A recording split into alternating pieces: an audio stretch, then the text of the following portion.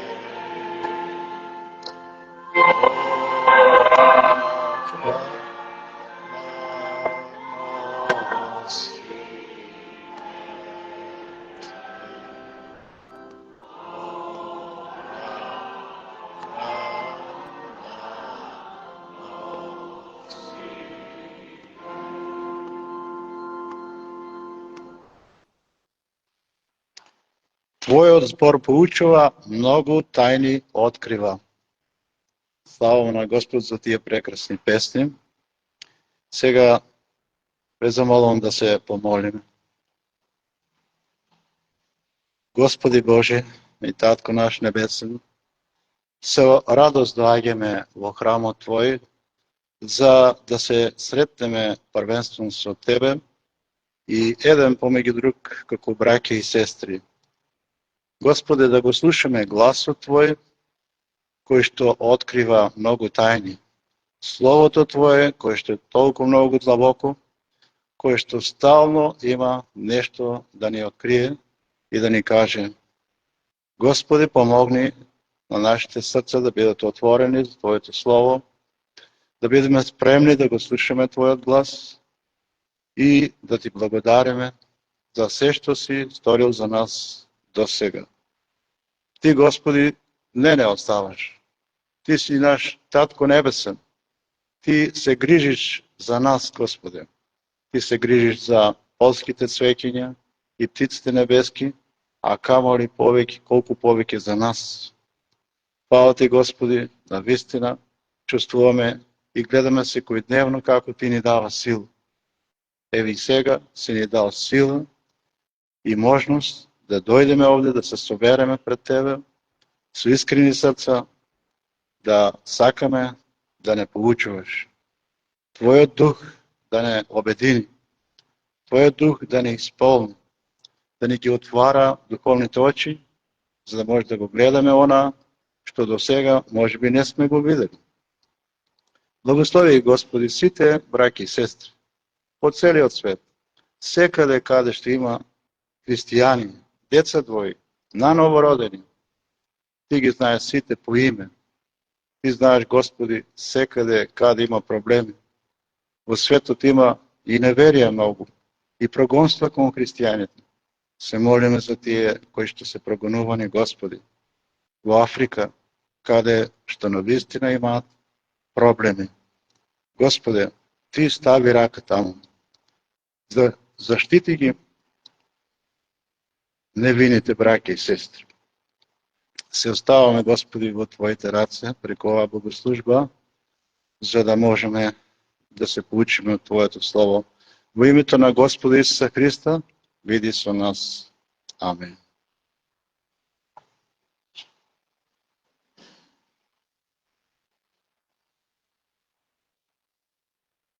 Словото за оваа богослужба ќе биде од посланието на апостол Павле до Галатјаните, 4 глава, 21 до 26 стих. Галатјаните 4 глава, 21 до 26.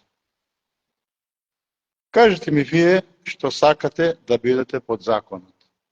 Не го слушате ли законот? Зашто е напишено дека Авраам имаше двајца синови. Едниот од слугинката, а друг од слободната. Но оној што беше од слугинката се роди по плод, а оној што беше од слободната по ветување. А ова е речено сликовето и ги представува двата завета. Едниот од Синајската планина, која раѓа за робство, а тоа е Агара, бидејќи Агара ја означува планината Синај во Арабија, а одговара на сегашниот Ерусалим. И робува со децата своји. А горниот Ерусалим е слободен. Тој е мајка на сите нас. Толку Словото Божјо. Сега предлагам да испееме втората песна. Слава на Бога, втората песна, 389. 389.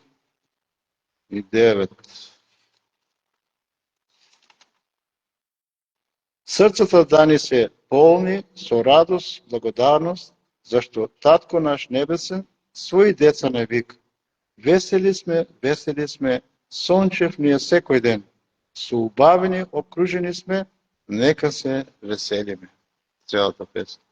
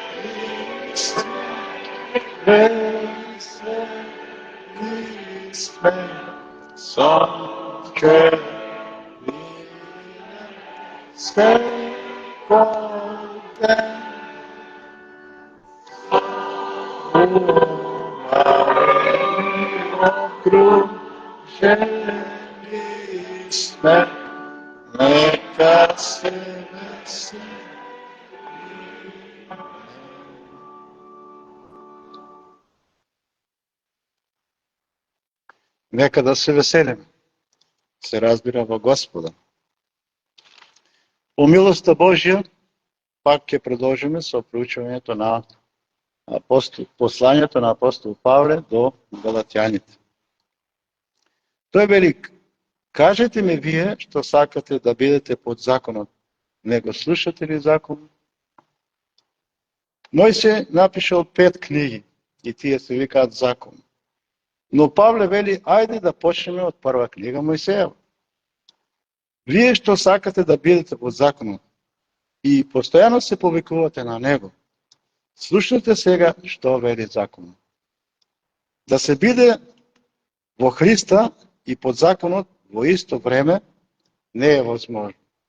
Не може да им се служи на два господара во исто време.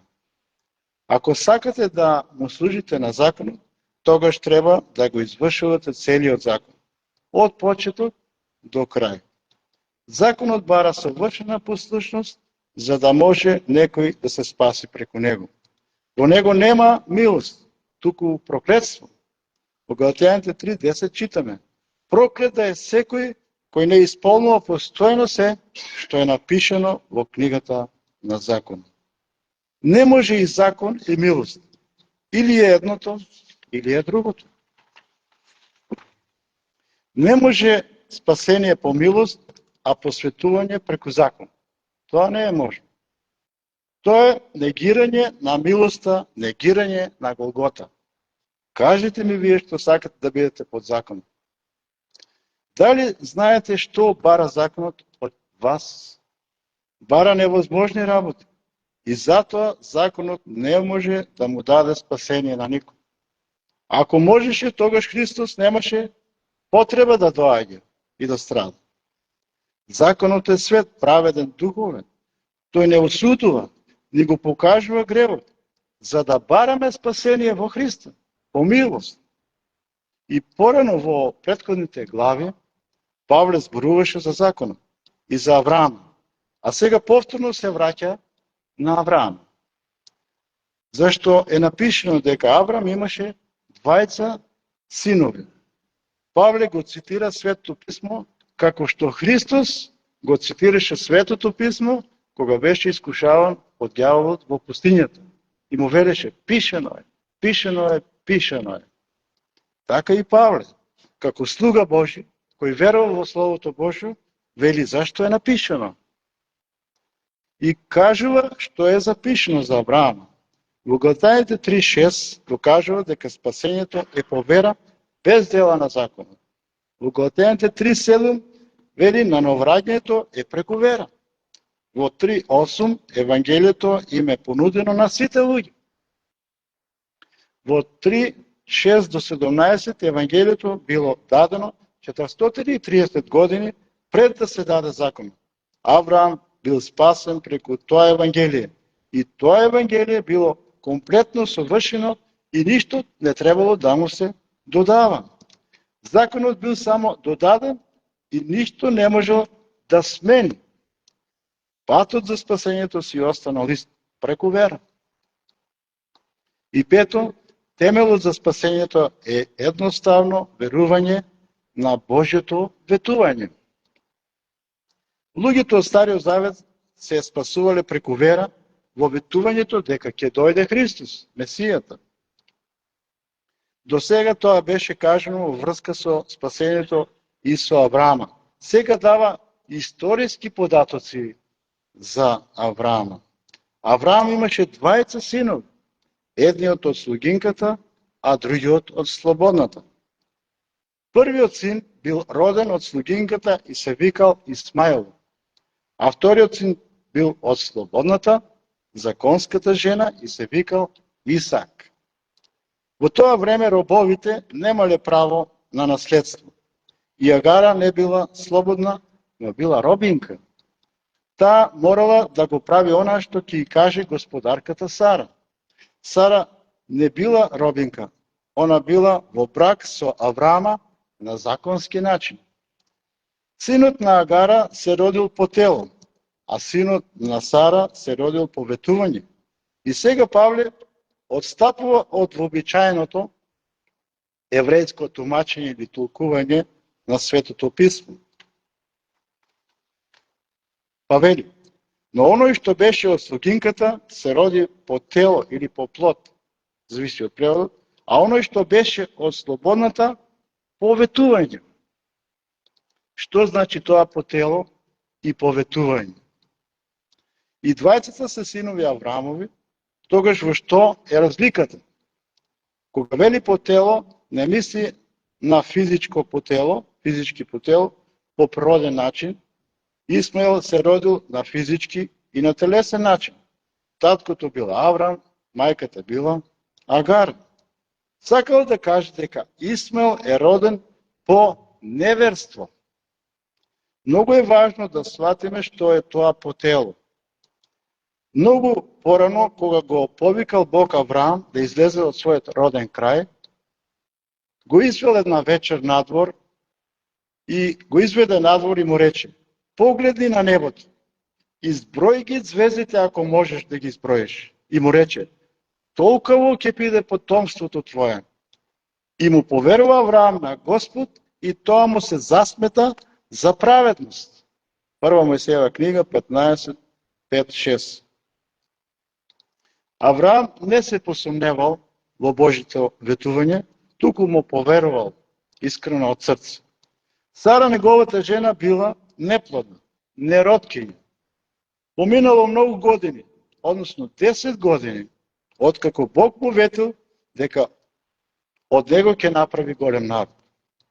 И тогаш, после 10 години, чекање, Сара рекла вака: ете, Господ ми ја затвори утробата, за да не раѓам. Туку влезли кај слугинката моја, може би ќе добијам деца од неа. И Авраам ги послуша зборовите Сарајени. Прва Мојсеева 16:2. Така се родил Исмаел. За него апостол Павле вели: оној што беше од слугинката се роди по плод или по тело. Бог му обеќал син од Сара, а не од Агара. Но Сара била нестрплива да чека и смислила свој план. Помислила дека така ќе му помогне на Бог да го оствари своето ветување. Авраам имал 86 години кога се родил Исмаел. Кога Агара почнала да ја презира господарката своја. Поради тоа Сара почнала да ја угнетува слугинката. Поради тоа Агара избегала, Господ и кажал да се врати назад и да и се покори на Сара. Така настанале проблеми во домот на Авраам, поради погрешните одлуки на Сара и Авраам. Тие требале да чекат да се оствори Божито ветување, да дојде Божито време, а не да смислуваат своји планови.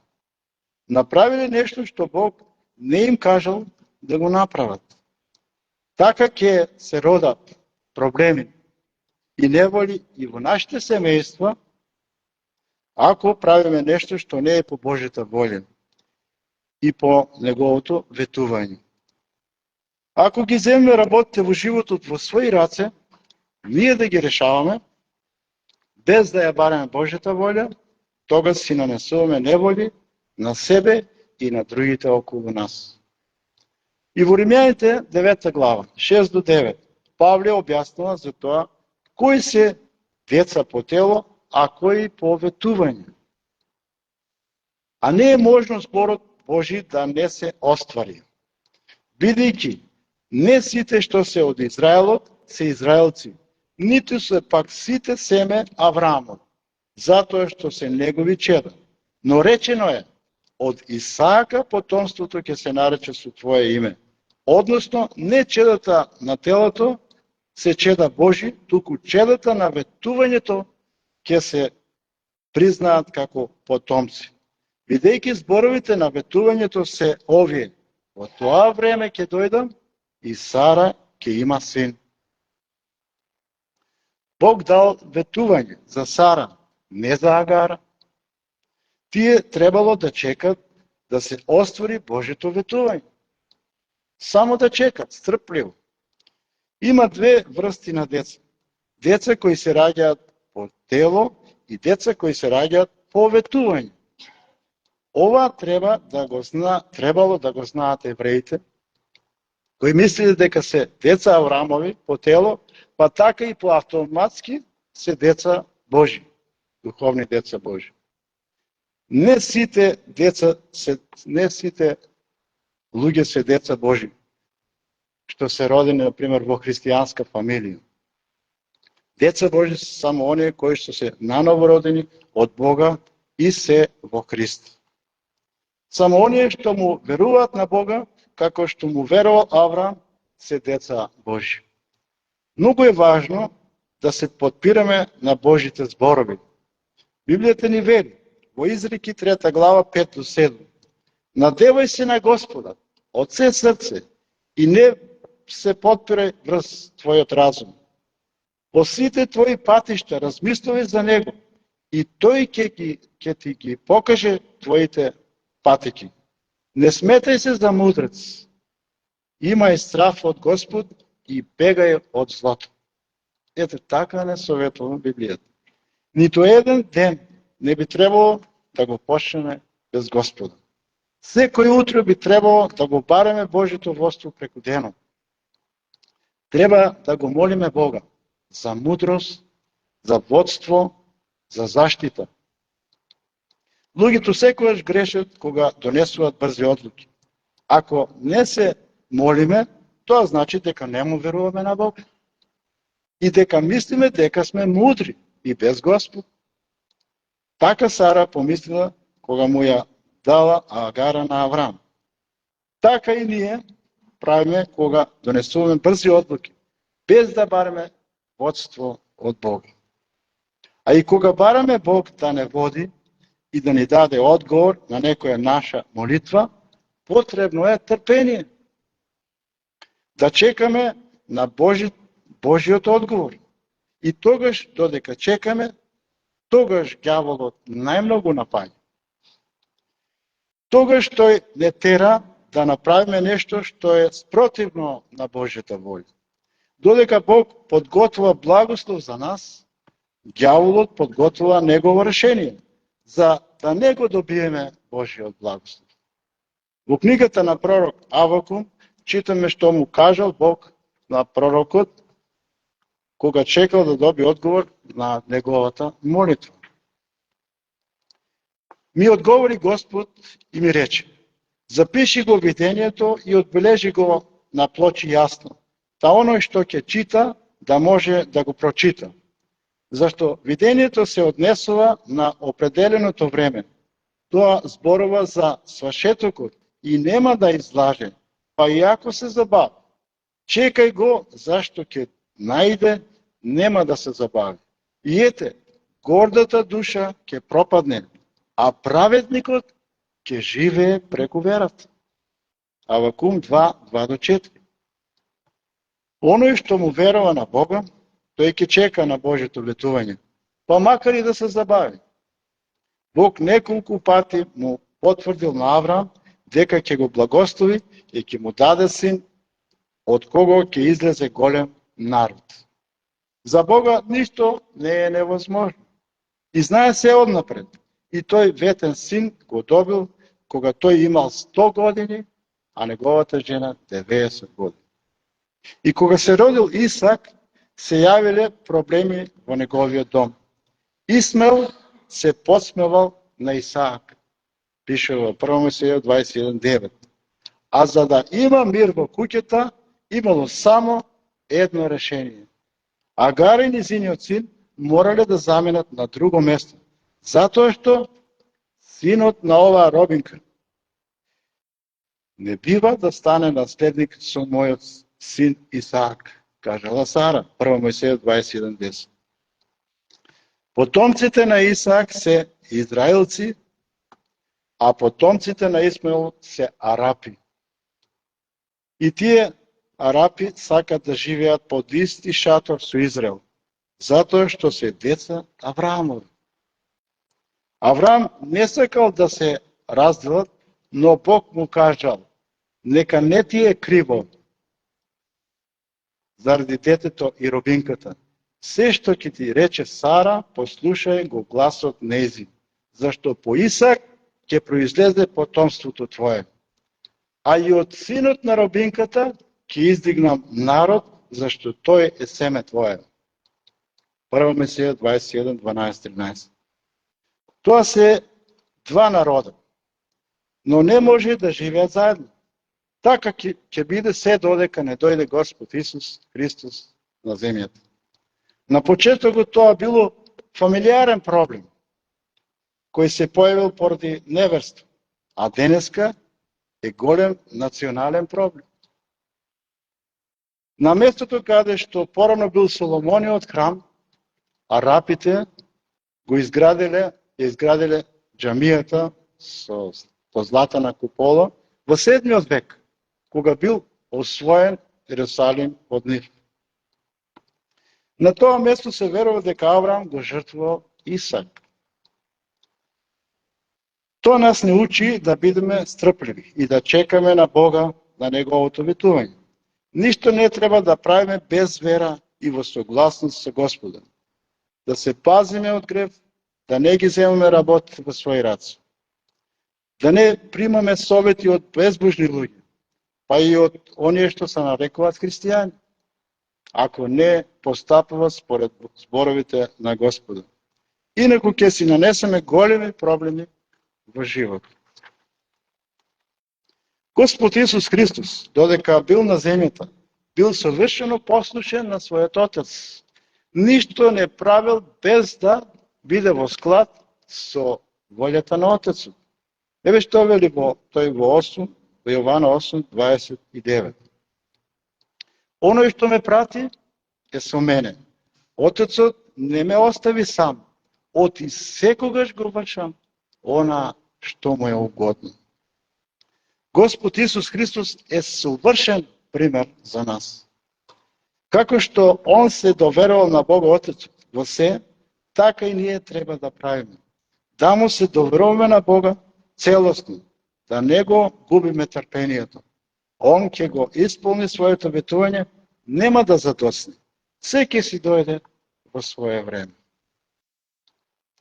Кажете ми вие што сакате да сте под законот. Не го слушате ли законот? Во врска со законот Павле е специјалист. Сите луѓе имаат своји јаки и слаби страни. Сите имаат по некој талент или дарба за нешто. Така е и кај проповедниците. Имаат посебни таленти. Апостол Павле бил експерт по законот. Имал и други таленти, но по законот и милоста бил најсилен. Тоа го гледаме во ова послание. Тој го студирал законот уште како млад, при нозете на најпознатиот учител во тоа време по закон Гамалил. Тој го знаел законот на памет, но го разбирал погрешно, се до своето обраќање. А кога се обратил, Светиот Дух му го протумачил исправно, како што треба. И кога галатјаните паднале духовно, тој можел да им помогне најдобро, подобро од било кој друг. Неговото познавање на законот Бог го искористил за да ги напише многуте посланија кои што се дел од Новиот Завет. Па вели, вие кои сакате да сте под законот, го разбирате ли законот? Знаете ли што сакате? Тие би рекли, го разбираме и го слушаме. Но Павле би им кажал, се сомневам, не ви верувам. Вие барате нешто што е невозможно. И Павле пак го зема Авраам за пример. И тоа се наоѓа во Прва Мојсеева. Сега тој им кажува нешто што многу мина не го разбираат. Кажува некои историски настани кои имаат длабоко духовно тумачење. Содржат духовни вистини. Зашто е напишено дека Авраам имаше двајца синови, едниот од слугинката, а другиот од слободната. Но оној што беше од слугинката се роди по плод, а оној што беше од слободната по ветување. Тоа се историски факти. Потоа продолжува, а ова е речено сликовито. Сара и Агара, Исмаил и Исаак имаат сликовито значење, духовно значење. Многу луѓе тоа не можат да го видат. Затоа и ги прашувам, не го слушате ли законот? Од каде знаел Павле дека тоа има сликовито значење? Дали тоа го научил од Гамалила? Не. Од него ја научил целата историја, но не и нејзиното вистинско значење. А откаде го научил тоа Павле? Фарисеите имале своји тумачења на закон и затоа не го прифателе Христос. И од фарисеите не научил. Ова вистинско Павле, вистина Павле, ја видел преку Светиот Дух, имал откровение од Господ. Ова вистина си била тука, но без Светиот Дух никој не можел да ја види. Авраам е историска личност и тој е татко на евреите. И евреите секој се фалеле дека се деца Авраамови. Тие се негови деца, но само физички. И арапите, потомците на Исмаел се деца Авраамови и тие тоа го знаат. Павле вели, оној што беше од слугинката се роди по плод, а оној што беше од слободната по ветување. Исмаел бил дете на неверство, дете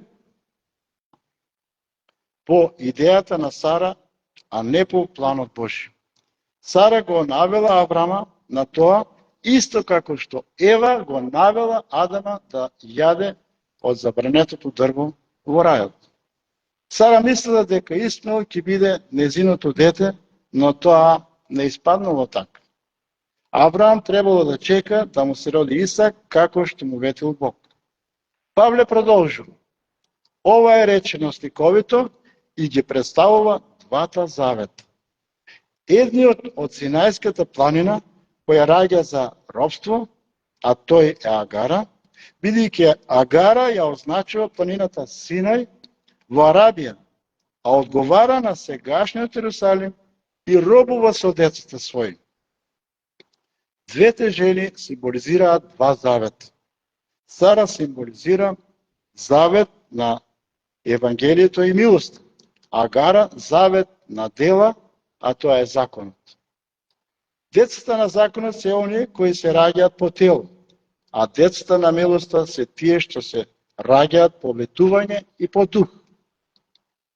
Децата на милоста се раѓаат по Божја сила. Тоа што го ветува Бог, тоа може и да го направи.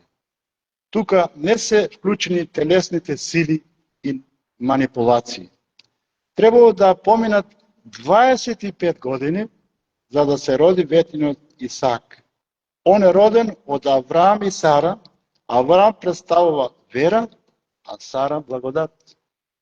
Исаак е роден преку силата на Светиот Дух. Авраам и Сара не можеле ништо да направат за да им се роди син. Кога пропаднале секакви надежи, Бог направил чудо преку Светиот Дух. Авраам и Сара добиле син преку Божиот Дух, биле подмладени за да го добијат синот. Така тој бил роден преку благодат и вера. Така и со секој што станува Божје дете, преку благодат и вера. Зашто по благодат сте спасени, преку верата, и тоа не е од вас. Божји дар е. Читаме во Ефесијаните 2:8-9. Значи, нашата мајка е Сара, благодатта, а Авраам, нашиот татко, верата. Никој не може сам да се спаси. Сите луѓе се раѓаат како грешни и заслужуваат смрт. Затоа треба да барат милост од Бога ако сакат да се спасат. Секој што ќе го повика името Божјо, ќе се спаси, ќе најде милост. Се што очекува Бог од нас е да веруваме. Тоа не е од дела, но од духот. Во Галатјаните 4:29 вели дека Исак е роден по дух. Кога се родил во куќата, настанала голема радост. Исак значи смех, радост. Кога се родил, донел голем радост во домот на Авраам. Сите се радували. Така настанала голема радост на небото, кога некој грешник ќе се покае. Сите ангели на небото се радуваат. И Господ се радува. И црквата се радува за нов член. И самата личност која се обраќа, и тој се радува. Кога Исак бил одбиен од цицање, Авраам природил голема госпа. 1 Мојсеја 21:8. Кога некој ќе се наново роди, тоа е почеток, не е крај. по раѓањето децата треба да растат, како што вели апостол Петар, 1 Петровиот 2:2. Се остава детинството, се преминува во тинеџерството, потоа во младите години, па во зрелоста, па во староста. Значи, човекот напредува. Исмаило му се подсмевал на Исак.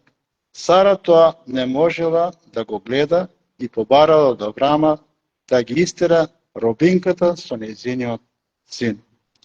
Исмаил му создавал проблеми на Исаак. Исто како што нашата стара природа ни создава проблеми на нашиот духовен живот. Затоа ќе кажем малку повеќе кога ќе дојдеме до Галатјаните 5:17. Се додека Исаак не бил роден, Исмаил не создавал проблем.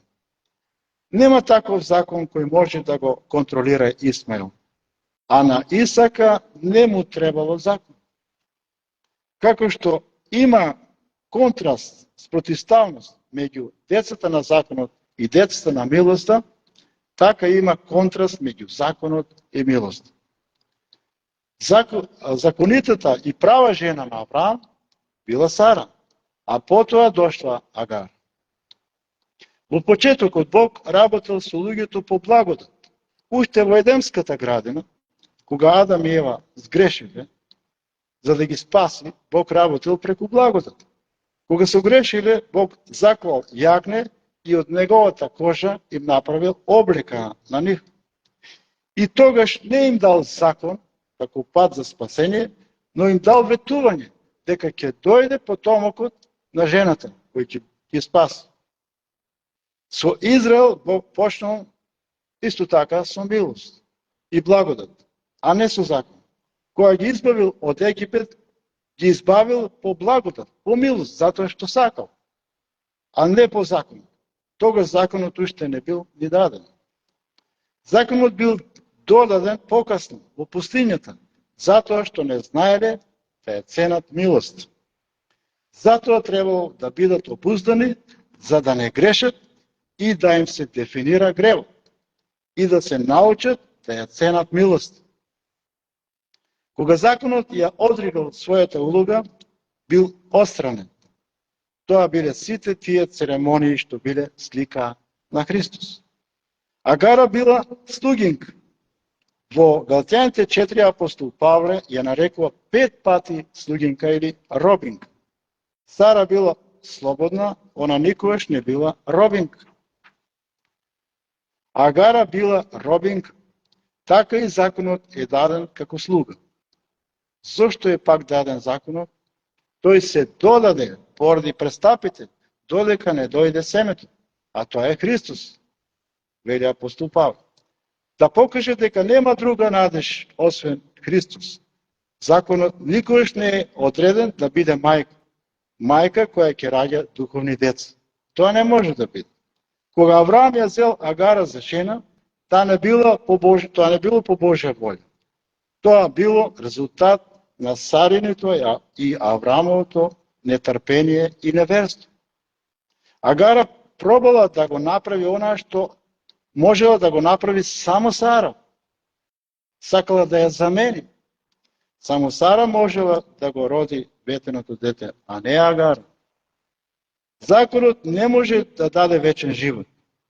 Во Галатјаните 3:21 апостол вели: ако беше даден закон што ќе можеше да животвори, тогаш надвистина оправданието ќе излезеше од законот. Законот не може да ни даде праведност. Не може да ни даде Дух Свети. Не може да ни даде наследство. Сето тоа го гледаме во Галатјаните. Исак е роден како Авраамов наследник. Исмаил немал удел во тоа наследство. Јудејците кои дошле кај Галатјаните пробале да им го наметнат законот, а тоа значи Агара да ја направат мајка. Никаква религија, ниту закон не можат да му дават вечен живот на човек. Тоа може да го направи само Господ Исус Христос преку нановраѓање. Агара била само робинка и она родила син роб. За него Бог кажал: Раката негова ќе се крева против секого. И сечија рака ќе се крева против него. Во 1 Мојсеева 16:12. Исмаел е слика на старата природа во нас. Никој не може да ја промени и да ја скроти таа бунтовна стара природа. И тоа стално работи против Бога. Во Галатјаните 5:17 вели: телото сака противни работи на духот, а духот противни на телото. Тие се еден против друг. Стално војуваат. Никаква религиозна активност не може да ја промени бунтовноста на старата природа во нас. Секој што ќе ја избере Агара, односно законот да му биде мајка, ќе доживее робство. А ако некој ја избере Сара, благодатта да му биде мајка, ќе ужива во слободата на Господ Исус Христос. Бог сака неговите деца да се слободни. Агара има многу деца робови. Агара била истерана и никогаш повеќе не се мажела. Сара посакала Агара да биде истерана и Бог се сложил со неа. Исмаел бил кај Авраам 17 години и морало да биде истеран. Не било можно да живее во иста куќа со Исак. Ниту им кажал Бог да доаѓаат повремено на посета кај Авраама, тоа не било заповедено. Таа врска требало да се укине за секојаш. Не е можно да се мешаат законот и благодат, да прават компромис и да живеат заедно. Јудејците како тогаш, така и денес, сакат да ги спојат Сара и Исак со Агара и Исмаел, да живеат заедно, да ги помират, да направат компромис. Такво избирување е спротивно на Божјата волја. Не може да се мешат законот и благодатта, делата и верата, Божјата дарувана правда и човечкиот обид да се заслужи Божјата правда не може. Кога Агара си отишла, не се мажела за друг. Тоа значи дека Бог не го дал закон на никој друг народ, а ниту на црквата. Да му се наметнува законот на некој, тоа е спротивно ставување на Божјиот план, спротивставување на Божјиот план за спасение. Тоа е негирање на она што Господ Исус Христос го направил на Голгота. Во времето на апостол Павле, Израел бил под законот, а црквата ја имала и уживала во Христовата слобода. Бидејќи Агара ја означува планината Синај во Арабија, а одговара на сегашниот Ерусалим и робува со децата своји, а горниот Ерусалим е слободен, тој е мајка на сите нас. Јудејците сакале да ги венчат Синај со небесниот Ерусалим. За верните од Новиот Завет пишува: вие не пристапивте кон планината што може да се опипа, и кон разгорениот оган, кон облакот, и темнината и луњата. Се мисли на Синај. Вие пак пристапивте кон планината Сион и кон градот на живиот Бог, небесниот Ерусалим. Тоа е разликата. Гледано со наши очи изгледа грубо, тоа што Бог дозволил Агара и нејзиниот син да бидат истерани. Но тоа бил единствениот начин да се реши проблемот. Двата сина не можело да живеат заедно. На Авраам не му било сеедно, а тоа на Авраам му причини голема мака. Пише во 1 Мојсеја 21:11. А да размислиме каква мака му причинило на Бога, кога го дал својот единороден син, го зел на себе проклетството на законот, за ние да бидеме слободни. Авраамовото скршено срце значило слобода за Исаак. Кога Бог го дал својот син, тоа значи наша слобода. Добро е да се запрашаме чии деца сме ние. Дали сме деца на Сара, слободната, или сме деца на Агара, робинката? Дали се подпираме на заветот на милоста или на заветот на делата? Агара и Сара представуват два завета. Едниот завет е завет на милоста, него Бог го направил со Авраама, а е потврден преку Христа. Другиот завет е на дела, тој е даден преку Мојсей на Синај. Тој завет е даден на евреите и бара совршена послушност. Ниеден човек не може да го исполни тој закон. Тој закон од луѓето прави религиозни робови. Тие биле заробени и не можеле да го избегнат судот и пеколот. Секој што се обидел или пак се обидува да го исполни за да постигне правда, представува духовно дете на Агара, тоест Исмаил. Тие се борат за слобода која што не може да ја постигнат сами. Наследниците на Агара отишле на југо-исток во Арабија. Таму во Арабија се наоѓа гората Синај. И таа гора одговара на сегашниот Ерусалим. А Синај гора и сегашниот Ерусалим се поврзани со и за Израел, а не со арапите. Она што Павле го нагласува во ова послание е тоа дека историските, географските, расните, социјалните разлики немаат никакво влијание на духовната состојба на луѓето пред Бога. Нема разлика, вели апостол во Римјаните 10:12, меѓу јудеец и елин, зашто еден и ист Господ за сите, Богат за сите, кои го призовуваат.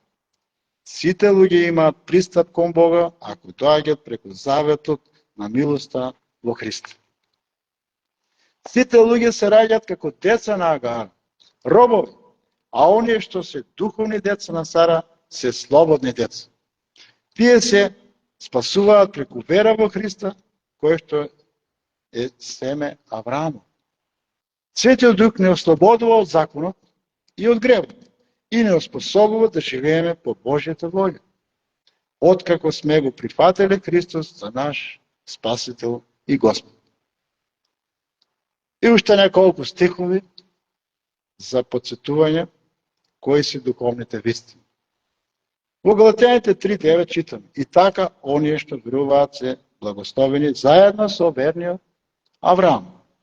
Во 3:7 знаете пак дека оние што се подпираат на верата се синови Авраам. Во 3:26 вели: оти сите сте синови Божии преку верата во Христа Исус. Во Галатјаните 3:29, а ако сте пак вие Христови, тогаш сте Авраамово семе и по ветувањето наследници. И во Галатјаните 4:7 вели: не си веќе роб, туку син. Ако си пак син, тогаш си и наследник Божи преку Исуса Христа. Слава на Господа нека. Амин. Ке станеме да му благодарим на Бога. Фала ти, Господи, и за ова сликовито тумачење на Словото Твое. Навистина, Господи, Твојот слуга Павле бил просветлен од Твојот Дух Свети, си му дал откровение да го види она што луѓето без Тебе не може да го види. Фала Ти што е толку едноставно, на сликовит начин и се кажува кои се вистинските правите чеда Божи. Кои се родени по дух, а кои по тело. Фала Ти, Господи, што ние тоа може да го видим. Фала Ти што си дозволил да можеме да станеме деца Твои преку вера и на новораѓање. Господи, благослови не и понатаму, како и до сега што не благословуваш. Но помогни на оние кои не Те познават. Ти можеш, Господи, да направиш чуда во животот на луѓето. Помогни, Господи, да поверуваат, да им ги отвориш срцата за коравење, да сватаат дека без Тебе се изгубени, дека му робуваат на гревот, дека се родени грешници и дека им треба милост, покаяние, вера, за да се спасат. Фала Ти за се и слава нека е на Тебе, Во името на Господа Исуса Христа ти благодариме. Амин.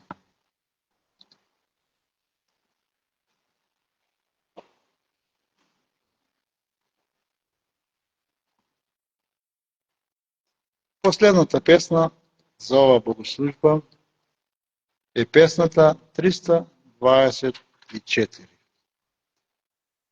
Песната 324. Ме води Господ сигурно. О каква радост утеха. Се одмарам од работа, со рака ме придржува. Господ ме води секогаш. Со него јас сум спокоен. Тој мене ме заштитува, со него јас сум сигурен. Целата песна.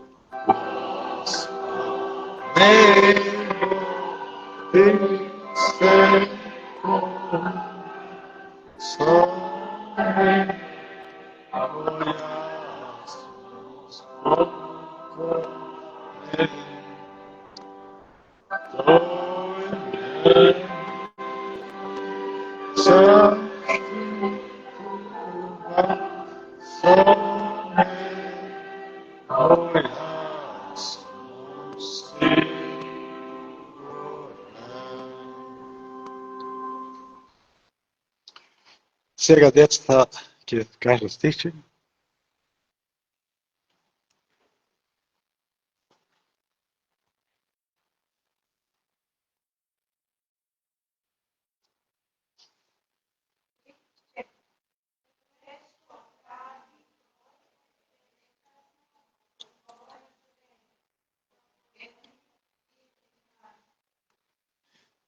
Браво, многу добро стихче. Со тоа богослужбата е завршена. Информациите наредната недела во 10 часот пак богослужба. Георги, сака да каже нешто? Благодараме. Вечер во 18 часот, славителска вечер во Муртен. Сите се поканети кој може да отиде. Богослужбата е завршена.